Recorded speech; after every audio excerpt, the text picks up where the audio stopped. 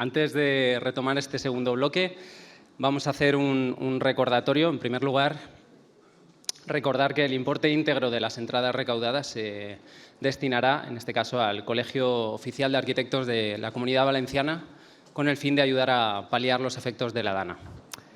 En segundo lugar, recalcar también y pediros a los ponentes que expongáis a partir de ahora que intentéis ajustaros también a los tiempos establecidos y marcados a través de la pantalla para intentar mantener el ritmo de las sesiones que se ha fijado previamente. Para esta segunda parte de la mañana veremos a continuación ejemplos de iniciativas de interés alineadas con el proyecto ARCE 2050. En primer lugar, vamos a ver el Plan General de Madrid, de la mano de Miriam Peón, que es directora general en la oficina del nuevo Plan General de Ordenación Urbana de Madrid. Bienvenida, Miriam.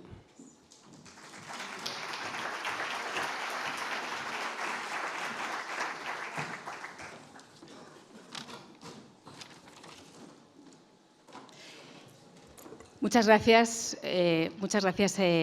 al Ministerio y a los organizadores de este congreso por invitar a Madrid como una ciudad que está intentando empezar a hacer las cosas de otra manera para ajustarnos a los objetivos que tenemos todos, porque creo que realmente cuando nos pusimos a analizar los objetivos que tiene ARCE y los objetivos que tiene Madrid son los mismos y, por lo tanto, creo que Madrid se tiene que preparar para ser una ciudad pionera en la aplicación de estos objetivos. Ahora bien, hacerme hablar después de un mago, pues la verdad, me parece que me lo habéis puesto un poco difícil, pero yo creo que voy a empezar con… A ver si soy capaz de… Bueno, voy a empezar, después de un mago, a decir que en Madrid hemos empezado a revisar el Plan General de Urbanismo de Madrid de otra manera. Y una de las maneras que creo que es más importante y que también se ha hablado en las mesas anteriores es que hay que comunicar de otra forma. Lo primero que tenemos que hacer es hablar de otra manera. Hablar de revisar un Plan General de Urbanismo de la oficina del Plan General e intentar que de esa manera los ciudadanos se acerquen a crear o a pensar en la ciudad del futuro, creo que es un error. Por eso hemos decidido utilizar este lema, Sueña Madrid. Sueña Madrid no es un lema solo bonito, es un lema que significa o quiere significar mucho de con lo que nacemos. Primero, soñar es de todos y es para todos. No hay límite ni en las personas que sueñan ni en el tipo de sueño. Y eso es precisamente lo que queremos hacer desde este momento para comunicar cómo vamos a preparar la norma para que en Madrid puedan suceder cosas. Y es que realmente cuando los ayuntamientos de las ciudades tenemos que trasladar los objetivos de cambio climático, los objetivos de rehabilitación, los objetivos, cualquier tipo de objetivos, nos vemos imposibilitados porque casi todos, yo creo que todos, tenemos unas normas muy… Sí, nos hemos dado unas normas tan seguras, nos dan tanta seguridad jurídica que necesitamos 8 o 10 años en pensarlas, en redactarlas y en revisarlas, otros tantos en aprobarlas si es que no se anulan. Y cuando están aprobadas y ya tenemos un plan general de una ciudad y ya hemos conseguido meter los objetivos que nos hayamos planteado, entonces ya es el momento de volverlo vamos, que ya no, la sociedad no tiene nada que ver. Por eso creo que es muy importante que la ciudad del futuro nos la planteemos desde el principio, intentando que estos instrumentos que tenemos y que nos hemos dado entre todos para poder dibujar las ciudades, diseñarlas, sean mucho más ágiles y sean de otra manera. En Madrid hemos empezado de otra manera. No sé si acertaremos o no, pero agradezco nuevamente que nos hayáis invitado a compartirlo. La verdad que empezamos hace escasamente un poquito más de un año con la revisión de un plan general. Esto nos duró 15 días, no creo que nos durara más, porque teníamos claro que no queríamos un plan general, teníamos claro que no podíamos seguir con un plan general, que lo que teníamos era que intentar hacer una normativa para la ciudad que rápidamente, y la palabra rápidamente es decidir lo que queremos hacer. Daros cuenta, yo creo que casi todos sabemos lo que hay que hacer con la ciudad o lo que queremos hacer con la ciudad, pero no podemos hacerlo porque necesitamos tanto informe, tanto trámite, tanta seguridad que al final, insisto, no podemos hacerlo. Tuvimos la gran suerte de llegar en un momento en el que la Comunidad de Madrid estaba modificando la ley del suelo. En Madrid la ley del suelo es del año 2001, también una ley muy obsoleta y también una ley que, como digo, es la que obliga a que los planes generales tengan ese contenido. Y llegamos a un momento en que, a pesar de que no llegábamos a que esa ley estuviera modificada para poder hacer una figura de planeamiento innovadora, sí se estaba modificando una ley territorial. Y dijimos, ¿y por qué no? ¿Por qué no una ley territorial para intentar introducir una nueva figura de planeamiento que nos sirva para diseñar el futuro de la Ciudad de Madrid? Bueno, así lo hicimos y así nos ayudaron. Realmente tengo que dar las gracias porque la Comunidad de Madrid colaboró y entonces introdujo una nueva figura en esta ley territorial que se llama el Plan Estratégico Municipal.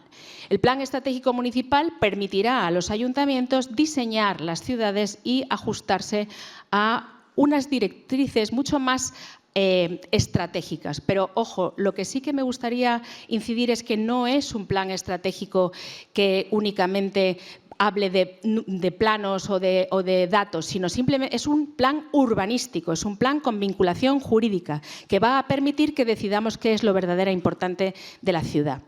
Nos hemos planteado con esta nueva figura estos retos: vivienda, sostenibilidad, transformación urbana y dos retos transversales que son la innovación y la modificación de estas normas. Como veis, los retos de sostenibilidad son exactamente los mismos que nos planteamos a nivel estatal, pero claro, la ciudad, para poder avanzar en estos retos, tenemos que analizarla de otra manera. Tenemos que partir de un urbanismo que ya no debe ser predictivo, y menos en Madrid, que está prácticamente todo terminado de construir. No puede ser un urbanismo que decida cómo va a crecer la ciudad cuando nadie es capaz de saber cómo es el futuro. Tiene que ser un urbanismo adaptativo, un urbanismo que podamos poco a poco decidir cómo vamos organizando esos indicadores, esos objetivos que nos estamos planteando entre todos. Así estamos estudiando la ciudad. Vamos a analizar los retos que os decía, analizar una serie de indicadores para esos retos y en función de esas mediciones, como alguien decía también al principio, hay que medir cómo está la ciudad, cómo estamos de vivienda en un territorio, cómo estamos economía en un territorio, de zonas verdes, para después proponer las mejores estrategias para ello. Y esta es la forma que creemos que hay que analizar.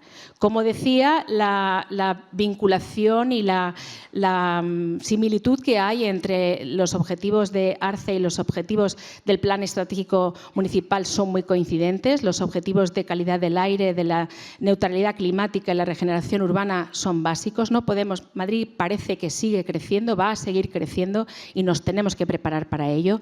Insisto en que tendremos que mirar una ciudad hacia adentro, hacia su parque a su parque edificado con los objetivos de sostenibilidad y eficiencia energética que se están planteando y, por lo tanto, ese es nuestro deber y nuestra obligación.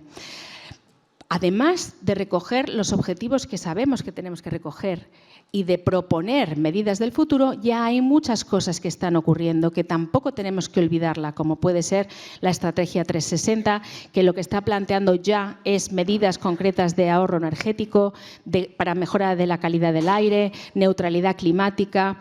Hemos conseguido que todo el parque de autobuses sea eléctrico, estamos haciendo bicimat, recorridos peatonales. Todos esos objetivos van todos dirigidos a que la ciudad tenga mejor calidad.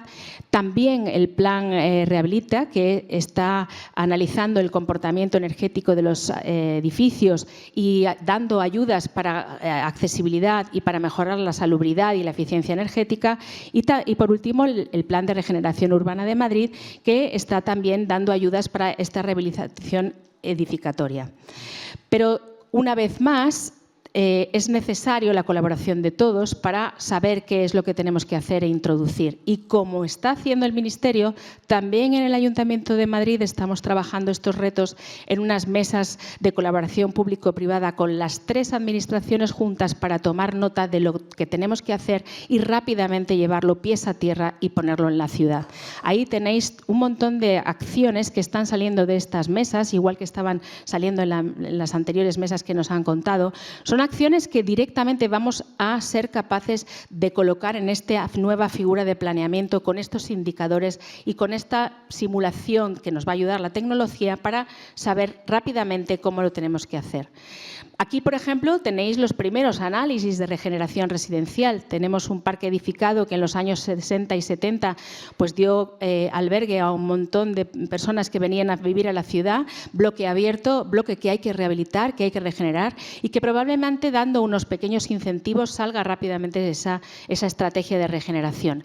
Los estamos detectando, clasificando y colocando.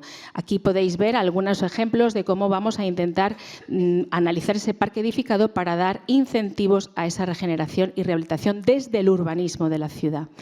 Pero también daros cuenta que esto es parque edificado existente. Hay mucho parque que están haciendo en los nuevos desarrollos que tiene que nacer con una vitalidad y una densidad adecuada para poder ser eficientes energéticamente, nacer ya con esa nueva calidad edificatoria y de eficiencia energética.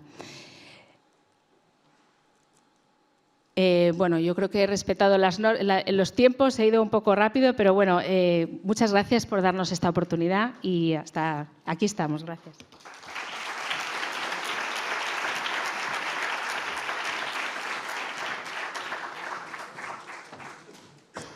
Bueno, muchas gracias, Miriam. A continuación se presenta el proyecto Licrides en Valladolid por Jerónimo Alonso Martín, MRICS Building Surveyor y Project Manager PDP. Adelante, Jerónimo.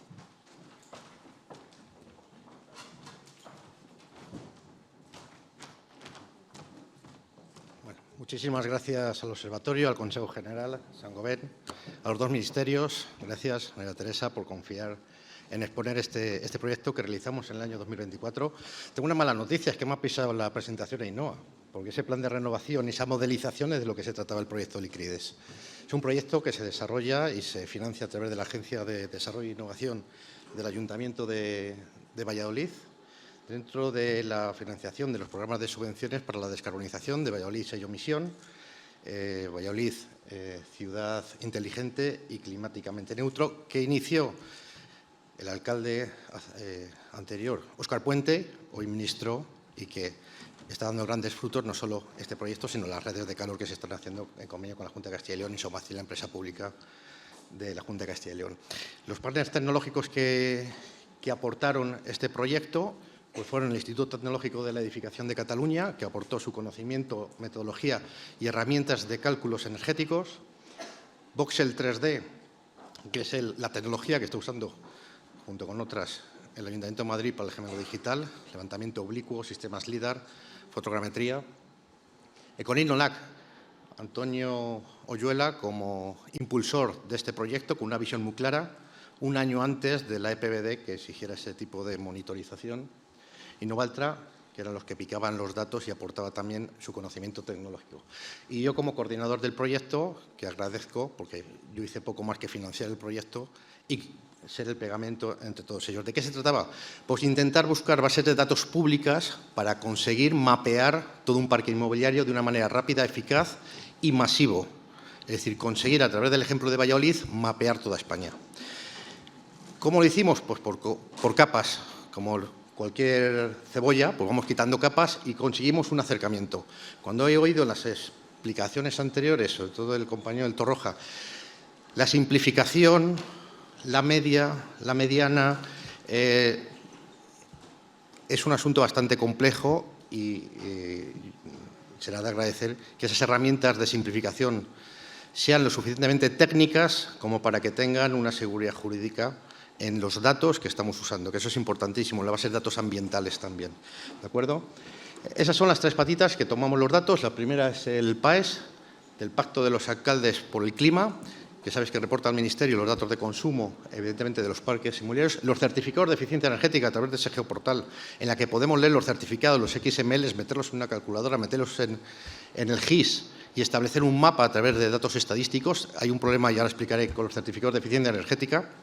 Y el proyecto que teníamos nosotros, que es mapear a través de las bases catastrales todo el parque inmobiliario, con también la problemática que nos ha suscitado y la solución que le hemos buscado, porque la tecnología en este año ha avanzado enormemente, sobre todo en cuestiones de inteligencia artificial y lectura de las volumetrías de los edificios. El primero es simplemente, pues obteníamos los datos que nos va a servir para contrastar qué es lo que los ayuntamientos están buscando, volcando al Ministerio, ¿de acuerdo? Esto no entra en cálculo, simplemente nos servía para contrastar, evidentemente, aquí hay emisiones de transporte, edificios públicos, etc., que nosotros no entrábamos a evaluar, pero sí para testear el grado de incertidumbre o el grado de error que podríamos estar cometiendo en nuestros cálculos. La segunda, el hablo de los certificados de eficiencia energética. Problema, que un edificio es una envolvente térmica. y nos encontrábamos que hay certificados de eficiencia energética por del primero B, del segundo A o del tercero. Normalmente se hacen cuando van a hacer obras o cuando hay compraventas. Nuestra misión era bajarlo a un GIS, es decir, a nivel parcela, establecer un mapa a nivel parcela. Con lo cual, teníamos que extrapolar datos leyendo los certificados de eficiencia energética. Esto también nos servía para contrastar datos, ¿de acuerdo? Posibilidades de extrapolación estadística e integración en mapas del parcelario cualificado. ¿Cuál es la mayor base de datos que tiene España? Catastro. Catastro tiene los usos, la superficie construida sobre rasante, la superficie construida sobre rasante. Y los modelos tridimensionales, con una particularidad, los modelos tridimensionales se extrusionan a través de los FXCC, que es la documentación plana, cuya altura de las plantas son 3 metros. Es decir, la Catedral de Valladolid tiene 3 metros de altura. Eso se detecta. Y a través de sistemas LIDAR podemos hacer una restitución volumétrica real de lo que es el edificio. No solo eso, sino que además vamos a poder calcular de esas volumetrías todas sus superficies, orientaciones, si es una fachada expuesta, si no es una fachada expuesta. A través de la fecha de construcción del edificio podemos establecer las tipologías de los edificios, y no solo eso, sino los usos, porque lo vamos a vincular al planeamiento urbanístico también, para desarrollos futuros. Con lo cual, mapeábamos y calculábamos volumétricamente para cada una de las superficies de las fachadas. ¿De acuerdo? Todo esto se metía a través de una casuística, porque podemos tener en una parcela un edificio, podemos tener en una parcela varios edificios, podemos tener edificios con distintos usos. Todo eso se mapeaba y se calculaban, ¿de acuerdo? No solo eso, sino que los resultados después se pueden contrastar a través de fotogrametría oblicua y levantamiento de los sistemas LIDAR para conseguir una volumetría real. En este tiempo, y está aquí presente pues, el 3D, ha desarrollado tecnología que podemos mapear una ciudad en cuestión de 15 días y levantarla realmente volumétricamente con coordenada Z y con la coordenada real de la altura de los edificios. No la que nos dice el catastro, que es la suma de 3 metros, 3 metros, 3 metros. No es altura real. Con lo cual, esto nos ha servido para contrastar hasta dónde podíamos seguir avanzando. ¿De acuerdo? Todo esto se metía tipológicamente en una calculadora energética. Esa calculadora energética que servía a través de ITEC y de Novaltra, podíamos hacer incluso simulaciones. O sea, bajamos a los elementos constructivos. Ahora la tecnología nos permite saber la proporción de ventanas sobre una fachada. Pero no solo eso, sino los elementos constructivos de una fachada. Si es de ladrillo, si es de monocapa, si es un SATE. Porque la inteligencia artificial ha avanzado tanto en este año que nos está permitiendo hacer eso. Entonces, leemos las volumetrías, leemos las orientaciones, tenemos el clima, como bien han dicho. Valladolid no es que tengamos un clima, o Burgos tiene 2 estaciones, la de Renfe y la de invierno. Entonces, en Valladolid tenemos diferencias entre el invierno y el verano, entre el sol y la sombra y entre la noche y el día. Fijaros si hay climas. Bueno, todo eso éramos capaces, mediante una API, meterla en una calculadora energética y sacar unos resultados que esos resultados podíamos parametrizar en cuestión de cualquier ratio. Evidentemente podrá estar muy confundida esta metodología, pero puede ser estándar para todo el territorio nacional. ¿De acuerdo? Eso que conseguíamos, realizar una serie de mapas de la ciudad de Valladolid en función, estos son los mapas urbanísticos y de uso, en función del uso del suelo, de la tipología constructiva, de la densidad, de la emisión, etcétera, etcétera. Y volcarlo, en definitiva, a un sistema GIS que se podía interactuar con él, de tal manera que teníamos 3 niveles. Una información general, que era la que se leía del catastro, que es aquí arriba, una información de los certificados de eficiencia energética de los edificios y unos cálculos realizados a través de la calculadora energética. Todo ello se metía en un GIS parametrizado. Estos son volumetrías catastrales, como he avanzado. Ya con inteligencia artificial tenemos la volumetría real, pero no solo eso, sino que ligábamos el uso urbanístico, de tal manera que se metía en un sistema, que es el último socio, Visualur, que está digitalizado el planeamiento. De tal manera que, inclando en el edificio, vinculábamos lo que es la normativa urbanística con las emisiones en cualquiera de esos 3 niveles como una cebolla. No solo eso, sino que éramos capaces de extraer toda la normativa urbanística, incluso realizar informes de afecciones ambientales ligadas y exclusivamente de ese edificio.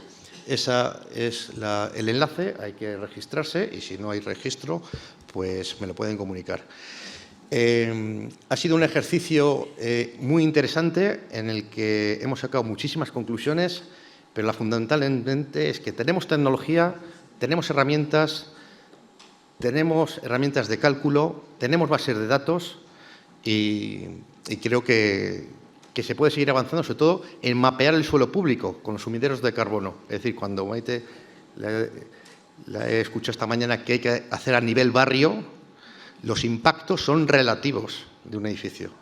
Hay que medir a nivel barrio y para eso necesitamos la monitorización del suelo público y ver y monitorizar los sumideros de carbono y llevarlo eso a nuestro ordenamiento jurídico en los reglamentos de urbanismo para ligar las compensaciones de edificabilidad al cumplimiento de criterios de sostenibilidad. Es el ejercicio que hemos hecho durante todo este año. Agradezco muchísimo el tiempo prestado. Gracias.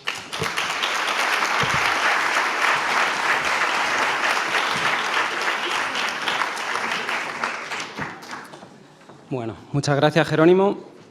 Ahora Eduardo de Santiago, como consejero técnico de Suelo y Políticas Urbanas en el Ministerio de Vivienda y Agenda Urbana, va a presentar el Partenariado por la Descarbonización. Bienvenido, Eduardo.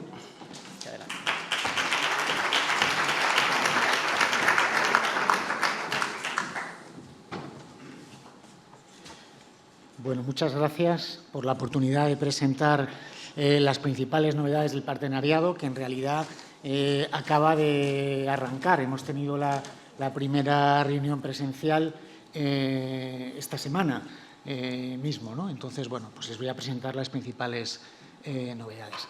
En primer lugar, ¿qué es un partenariado de la agenda urbana?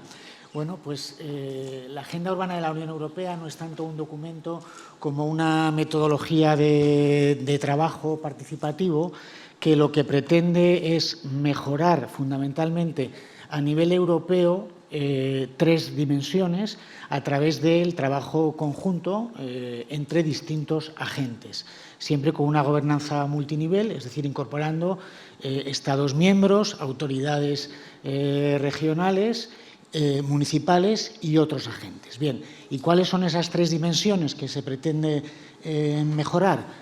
Mejor regulación, mejor financiación y mejor intercambio de conocimiento.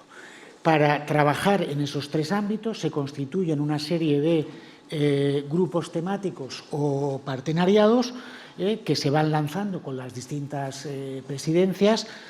Hasta la actualidad ha habido 12 partenariados sobre vivienda, sobre calidad del aire, sobre movilidad, etcétera.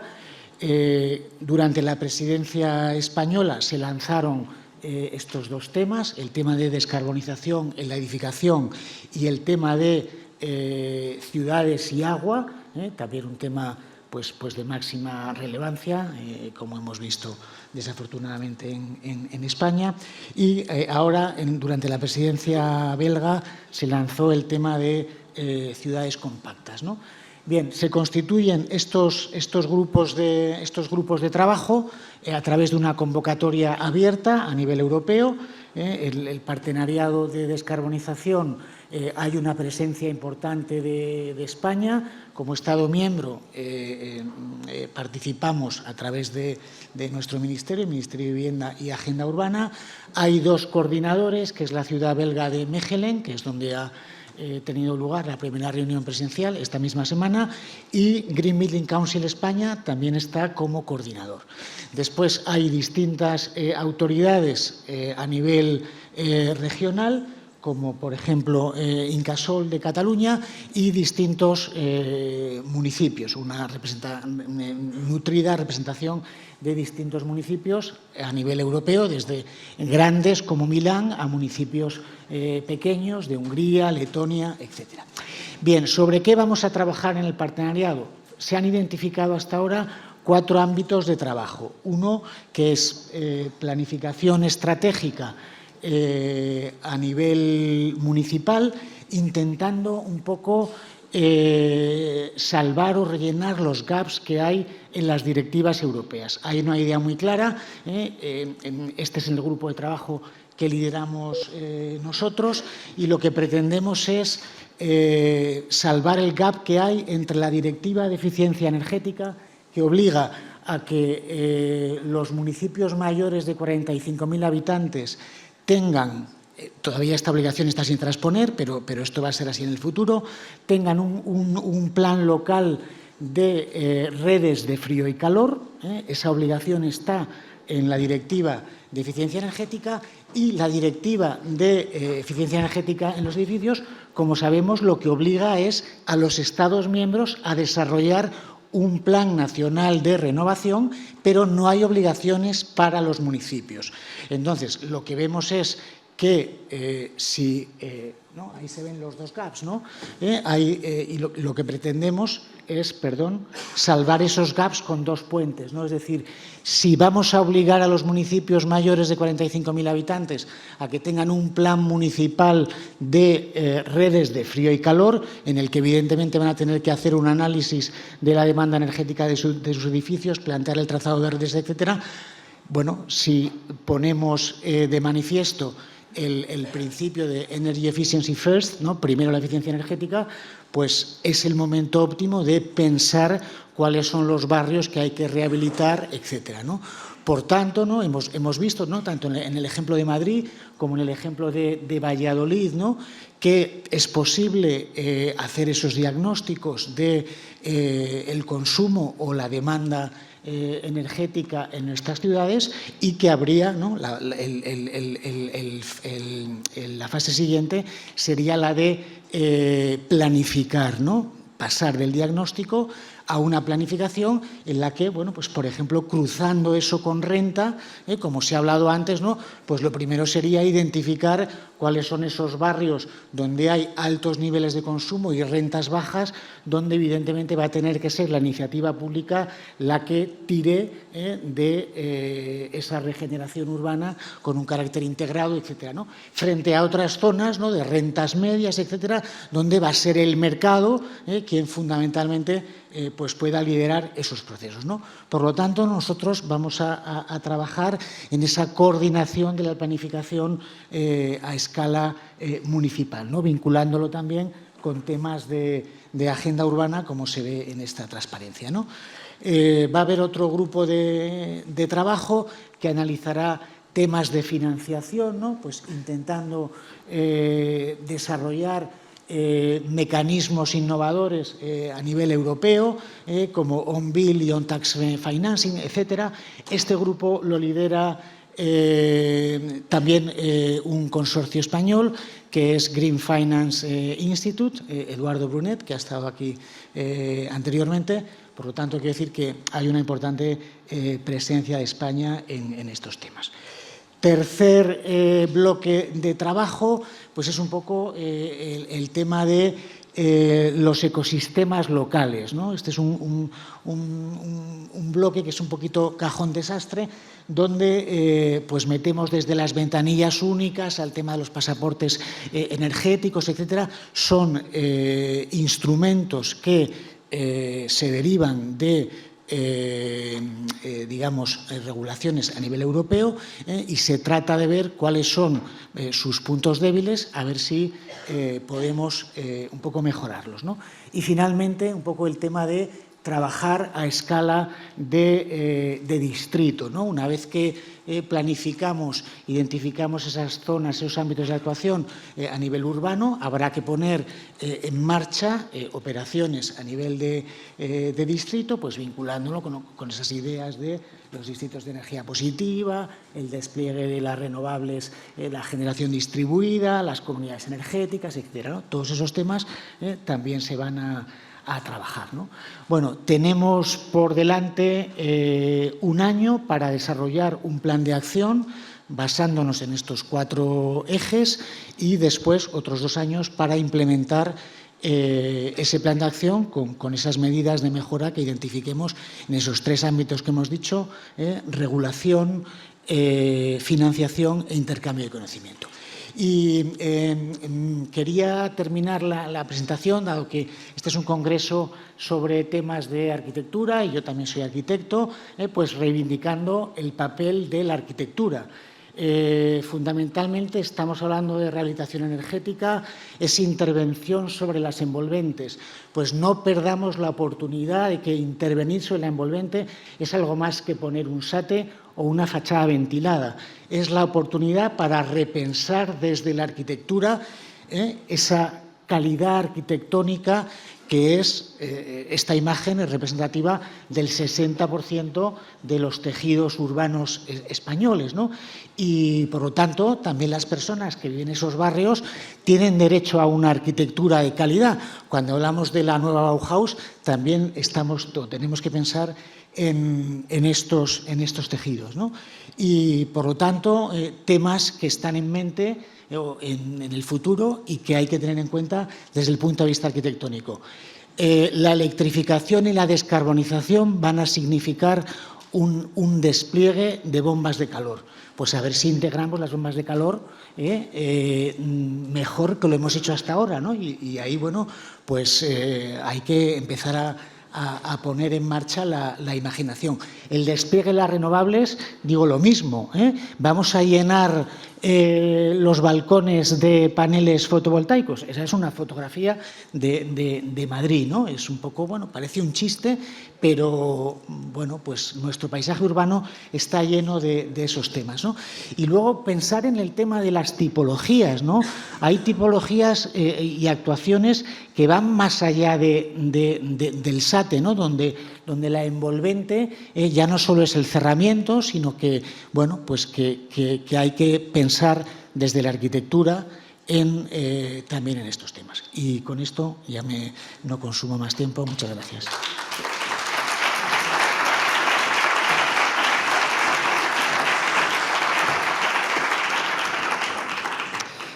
Bueno, gracias, Eduardo. Para finalizar con las presentaciones ligadas a este bloque de buenas prácticas alineadas con ARCE 2050, Julio Lumbreras, profesor de la Universidad Politécnica de Madrid, nos va a compartir sobre el proyecto Ciudades Misión. Bienvenido, Julio.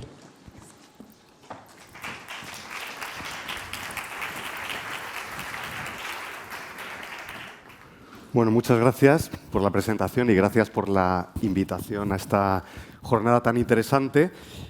Y ya para terminar el panel, que yo creo que estamos intentando hacer lo que hacía el mago, ¿no? Vamos a intentar hacer magia en esto de la rehabilitación.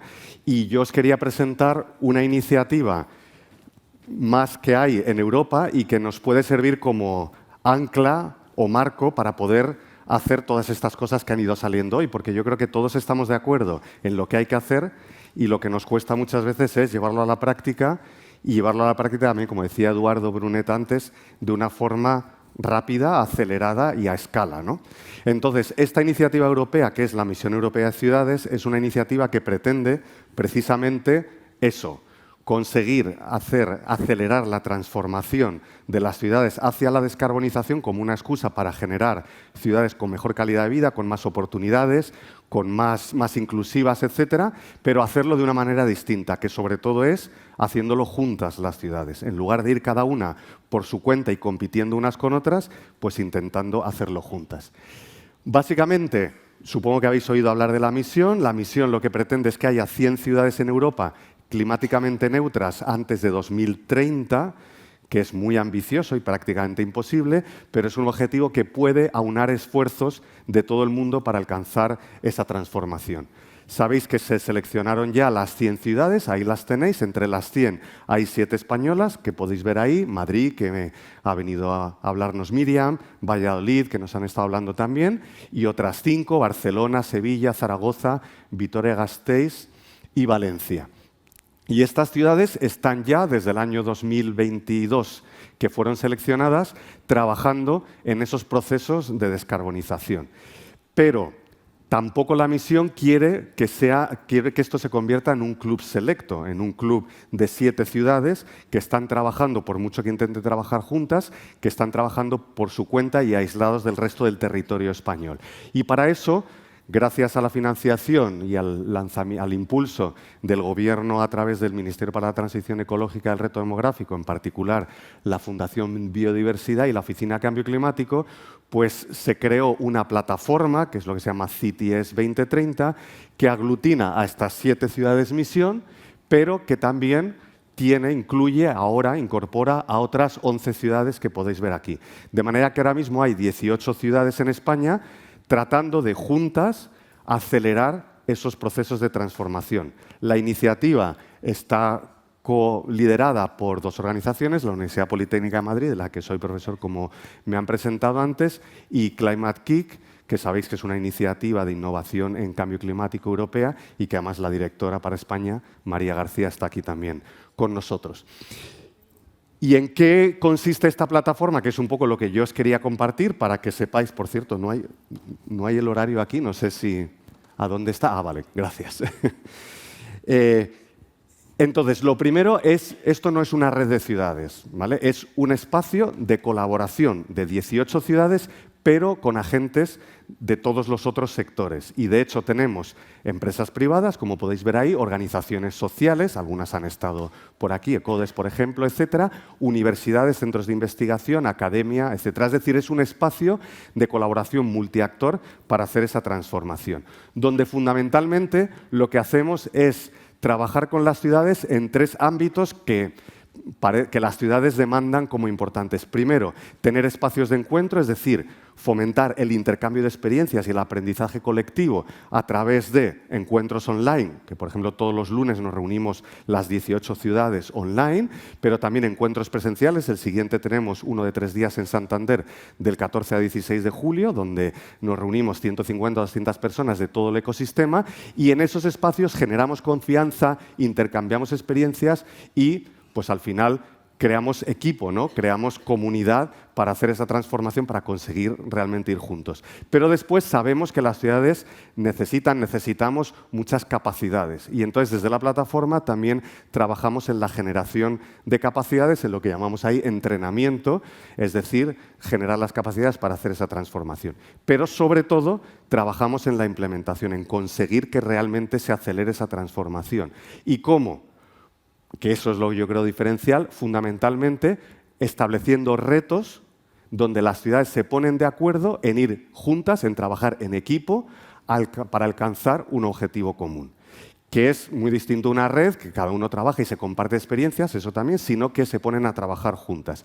Y en particular eso es una iniciativa que estamos trabajando desde hace ya 2 o 3 años, que es la iniciativa para hacer la rehabilitación masiva de viviendas en España con el objetivo de multiplicar por 10 o incluso, si puede ser por más, la tasa de rehabilitación en estas ciudades y en particular en las 7 ciudades misión.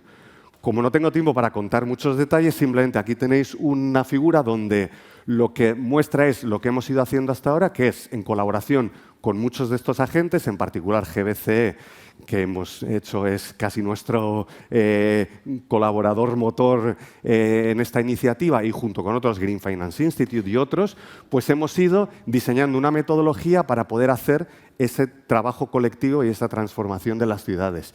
Y hemos desarrollado algunos productos, digamos, o algunos documentos que pueden ser útiles para las ciudades, como una hoja de ruta para la descarbonización, para reducir el uso del carbono embebido en la edificación, pero también una estrategia de involucración ciudadana. Se ha hablado aquí mucho de cómo involucramos a la ciudadanía de una manera activa y cambiando las narrativas, etcétera. También hemos trabajado en la generación de esas ventanillas únicas, de esas oficinas de rehabilitación o de barrio, o como lo queramos llamar, y también estamos trabajando en cómo hacer licitaciones con menor carbono, cómo hacer la transformación de los planes de ordenación, etcétera, etcétera. Y esto se conecta mucho con el trabajo que se está haciendo en todos los niveles. En el ámbito estatal, pues hemos trabajado en colaboración, bueno, y por supuesto liderados por el GBCE, en la hoja de ruta de la ARS. Ahora estamos colaborando y trabajando en el Plan Nacional de Redes, bueno, en ARCE, y también, pues esperemos, en el Plan de Vivienda. Y después estamos a nivel europeo trabajando dentro de la plataforma europea de implementación de la misión, porque para apoyar esas 100 ciudades hay una plataforma, igual que tenemos la española, una europea que se llama Net Zero Cities, y donde además hay recursos financieros. La misión tiene un presupuesto de 1.000 millones de euros de aquí a 2030, y hay dinero para apoyar al desarrollo de este trabajo en las ciudades. Y entonces, por ejemplo, desde Net Zero City se ha financiado unos proyectos piloto en las 7 ciudades españolas, que se llama Urban New, donde están juntas las ciudades ya trabajando en implementar esa transformación. Y a partir de ahora, pues, ¿qué vamos a hacer? Bueno, aquí tenéis también una iniciativa en la que estamos, un proyecto financiado por la Fundación Laudes, que se llama EU5 2.0, donde estamos trabajando en esa incorporación del carbono embebido en la rehabilitación. Y ya para terminar, ¿qué queremos hacer en el futuro? y a las que os invitamos, por supuesto, a todos y todas las que estáis aquí, pues seguir trabajando en la creación de esos espacios de diálogo y de implementación, de trabajar juntas las ciudades y, sobre todo, poniendo el foco en las cosas que tenéis aquí abajo. Y yo me centraría en dos que creemos que son críticas. El otro día estuve en una sesión que un arquitecto muy famoso, al que no voy a nombrar, decía que ya los problemas en la rehabilitación y en la edificación en general no eran técnicos, sino eran de gobernanza. Que lo que tenemos que hacer es trabajar en la gobernanza. Pues nosotros que estamos poniendo el foco en la gobernanza multinivel, en cómo podemos fomentar el trabajo real implementado en proyectos y realmente en avanzar de forma colaborativa entre las ciudades, las comunidades autónomas, las diputaciones y el gobierno estatal y, por supuesto, Europa. Entonces, la gobernanza multinivel es una de las cosas fundamentales. Y después, pues ha salido mucho la financiación, obviamente, para poder llevar a cabo estos procesos de rehabilitación. Muchas gracias.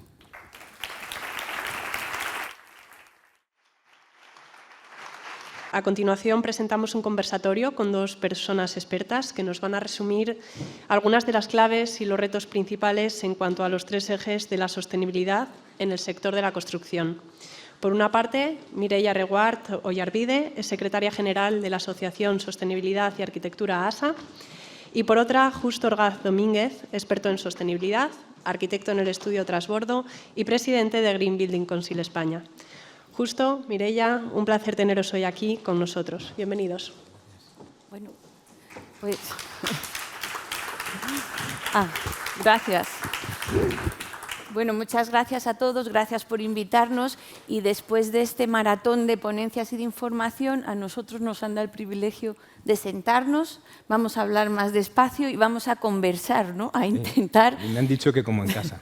¿Qué? Como en casa. Como en casa, me ha pues dicho nada. María Ángel. Bueno, me voy a presentar, luego presento a mi compañero, los dos somos arquitectos, compartimos profesión y también compartimos asociaciones.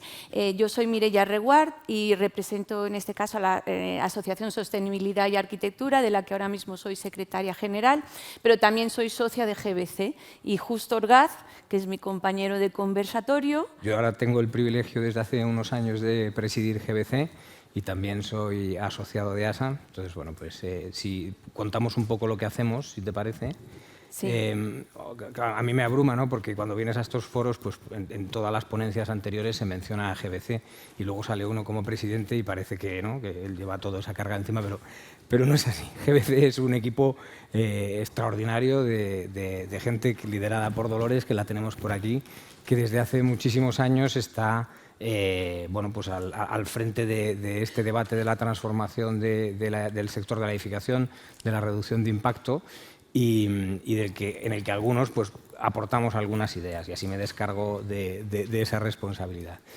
Si retomamos un poco la idea que teníamos de conversación, pues planteábamos hablar de en qué momento nos encontramos ahora, desde la perspectiva de nuestras asociaciones, y hacia dónde vemos que está evolucionando el sector, a qué velocidad, etcétera. Entonces, bueno, si te parece, cuento yo un poco desde Green Building Council.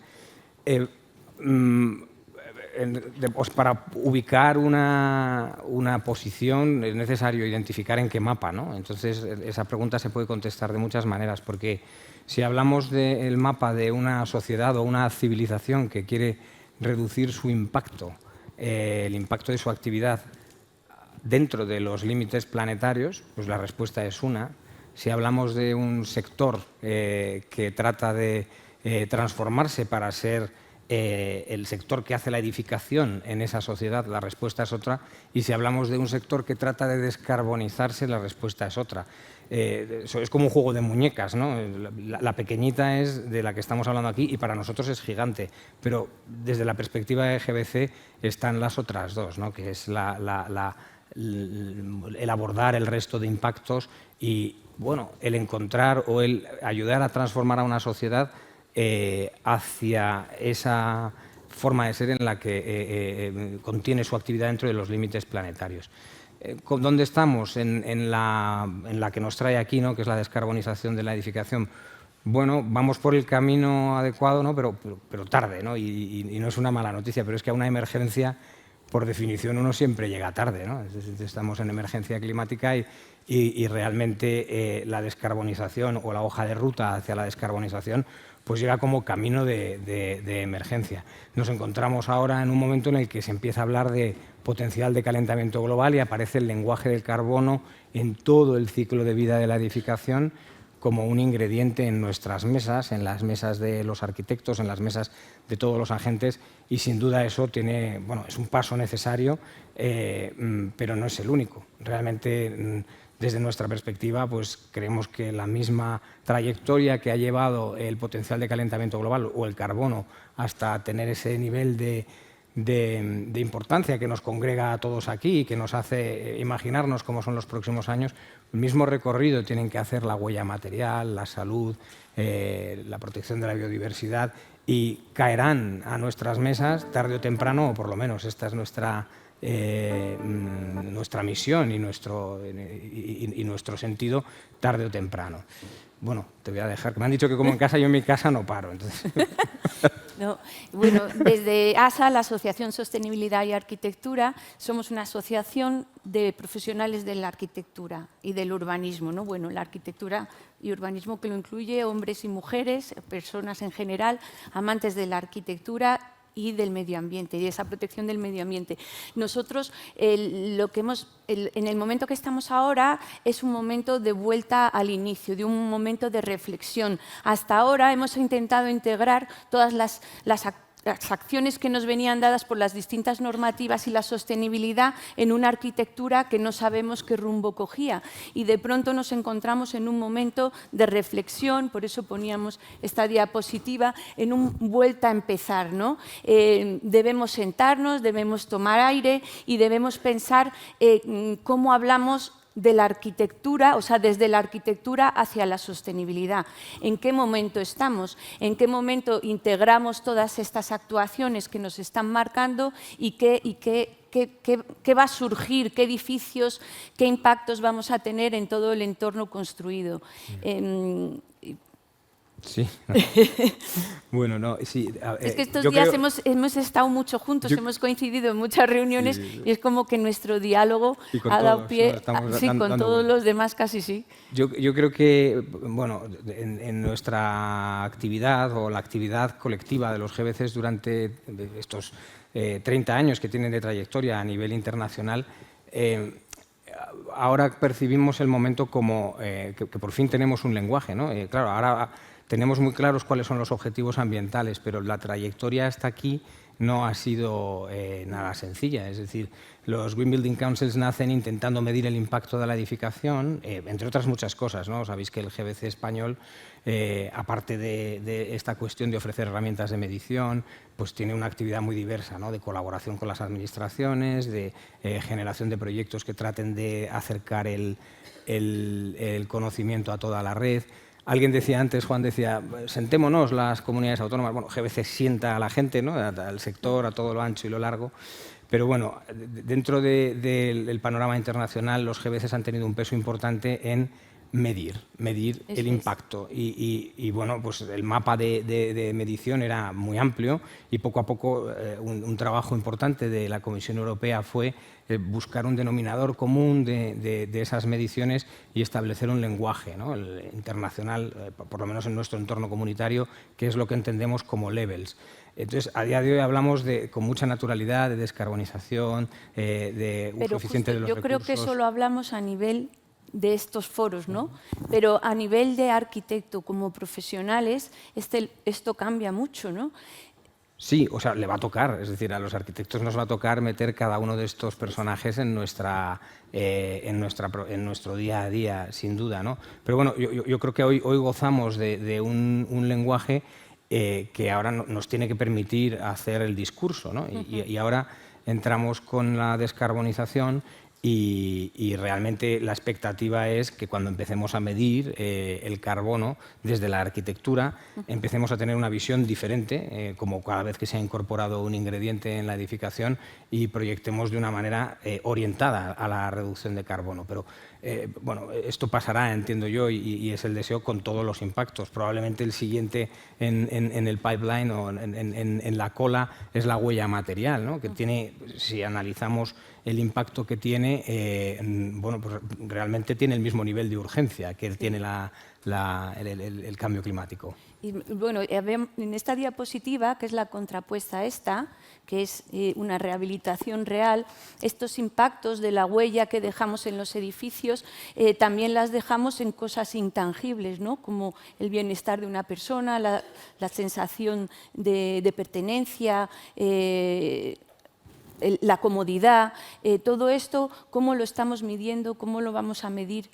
¿Hacia dónde crees que nos va a aportar? Porque ahora mismo, como proyectistas, todo esto desde el CTE casi, ¿no? Desde la implantación en 2007, estamos trabajando de una forma casi atropellada, ¿no? Implantando, incorporando en la arquitectura, o por lo menos esa es mi sensación, ¿no?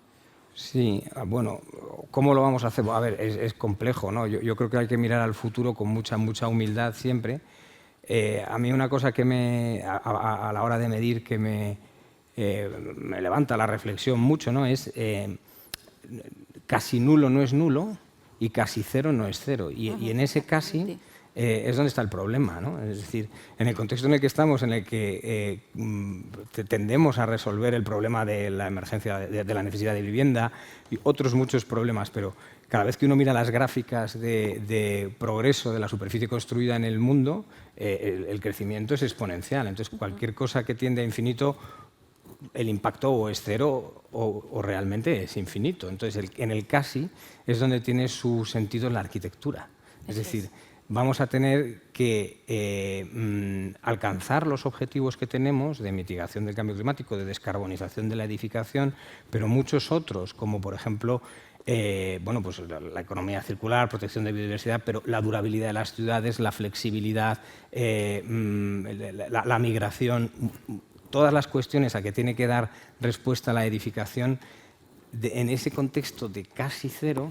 Para realmente alcanzarlas necesita un pensamiento transversal, holístico, que es el del arquitecto, ¿no? Entonces, yo creo que estamos ante uno de esos momentos que hemos soñado en las escuelas de arquitectura, ¿no? Parecía que necesitábamos que pasase algo para generar un lenguaje con el que dar respuesta y realmente es que está pasando algo grande, ¿no? Y algo muy importante, y a lo mejor el arquitecto va un poco tarde, tiene que realmente tenemos, y yo estoy al frente de esto, pero estoy aquí en representación de Green Building Council con mucho gusto, pero bueno, como apasionado de la arquitectura en ejercicio, y creo que realmente estamos convocados a encontrar el lenguaje arquitectónico que da respuesta a todas estas necesidades de manera conjunta, ¿no? Y bueno, pues, sí, Eduardo antes lo mencionaba, que tenemos que pensar en global, ¿no? Que las rehabilitaciones no son solo un SATE, ¿no? Al final es transformar en profundidad, tenemos primero que conocer en profundidad. Por eso, aquí cogiendo palabra de Dolores, ya no hablemos de rehabilitación, sino de renovación. Dejar el edificio o dejar nuestras ciudades mejor que como nos las encontramos, no devolverlas al estado previo, que es esto de la rehabilitación. Y para eso sí que es importante la figura del arquitecto, ¿no?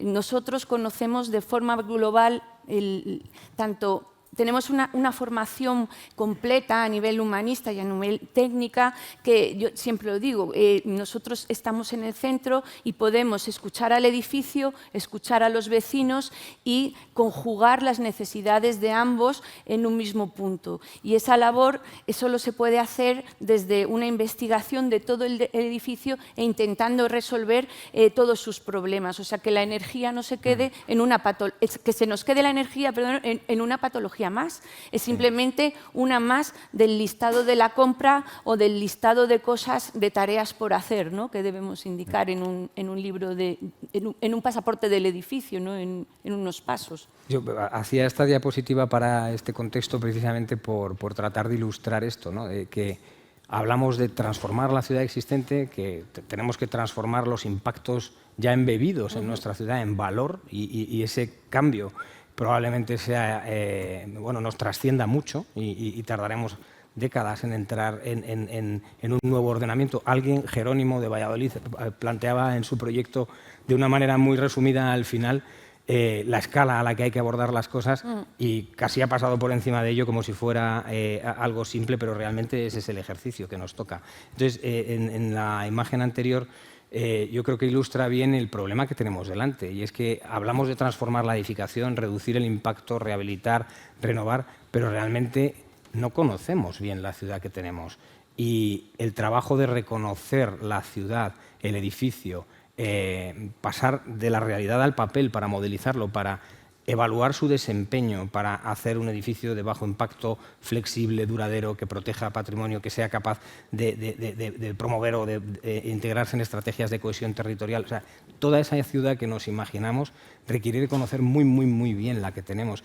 Claro, instrumentos como el libro del edificio existente, instrumentos como el pasaporte del edificio, son una gran oportunidad para la arquitectura. Entonces, ahí estamos probablemente dejando pasar una oportunidad, quizá el colectivo de arquitectos importante, porque están cayendo al papel como un documento meramente administrativo en este momento, pero el libro del edificio existente no deberíamos subestimarlo. O sea, tener la ciudad monitorizada en todas sus dimensiones, constructiva, geométrica, urbanística, a nivel de desempeño ambiental, es imprescindible para eso que le estamos pidiendo. La neutralidad climática es imposible sin la transformación de la ciudad existente, pero todas las otras cosas también. La flexibilidad, el problema de la migración, bueno, no hay que entrar en todo ello, se entiende, ¿no? Pero sin un conocimiento profundo, mucho más de lo que estamos haciendo ahora, de la realidad existente, no vamos a ser capaces de transformarla. Pues ahí se necesita el arquitecto más que en ningún lado. Y luego en la realidad existente tenemos a las personas que nos acompañan en ella y me lo comentaba justo bueno, estos días que hemos estado charlando, que en las ciudades estamos de paso nosotros, ¿no? Aquí tenemos una foto de una rehabilitación en la que tenemos el vecino es el que tiene el edificio y se quedará después. Los técnicos, que la izquierda es una jefa de obra, va pasando un día a la semana, o yo como dirección facultativa, nosotros pasamos cada 15 días, a cada semana. Los obreros están conviviendo con los vecinos y luego los vecinos se quedan en esos edificios, ¿no? Pero cuando esos vecinos ya no estén, esa casa, ese edificio pasa a otras personas, y en esa ciudad de paso, ¿qué va a hacer? ¿Conocemos esos futuros para que los edificios, o estamos planteando los arquitectos estos edificios para que luego se puedan transformar? El nuevo lenguaje de la arquitectura que tiene que incorporar esta sostenibilidad, ¿cómo incorporamos también la transformación?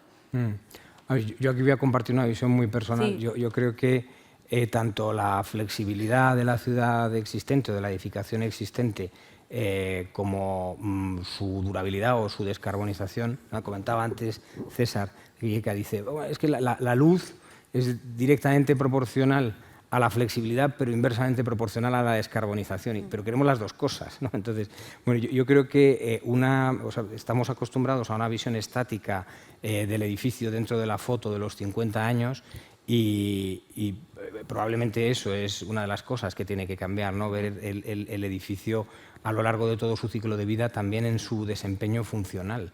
Y probablemente esto nos hará vincular los sistemas del edificio a diferentes impactos. Tiene sentido que la estructura busque una durabilidad mayor de 50 años y busque flexibilidad, y por tanto que la amortización de ese impacto tenga un periodo más largo. Y tiene sentido que las cosas más vinculadas a la actividad concreta, que tiene una rotación mucho mayor, estén mucho más vinculadas a la circularidad, ¿no? Entonces, sí.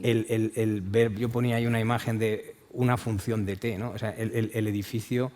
Nosotros en el estudio hacemos un ejercicio ya por diversión habitualmente, que es cuando terminamos un proyecto.